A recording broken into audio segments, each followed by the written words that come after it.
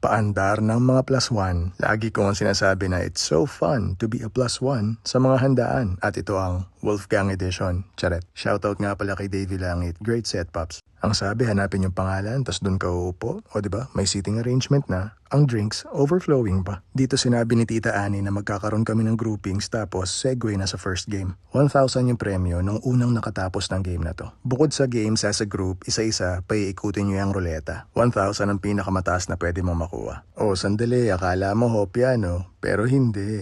Crab cake yan, be. Bilang tamad, ito yung crab na gusto ko, yung hindi mo nahihimayin. Diretso kain. Masarap to. O-orderin ko ulit to. Okay, sa game na to, kailangan mo i-pattern yung mga bola sa tray. Kami ang nanalo, kaya tigwa 1,000 kada miyembro. Nilapag na yung pandiinan. 3 tipak kada plato. Nakain ko yung isang bowl. Medium yung doneness, punong-puno ng tenderness. Hindi siya dry. It's actually juicy. That's my opinion only. But here's the thing, are you ready? Yung steak na yan, kalasa lang din nung natikman ko sa Mamo Prime. Yung fries masarap, well-seasoned, pero medyo dry. Tapos sinawsaw kong ganyan. Nyarap. May laing pala rito.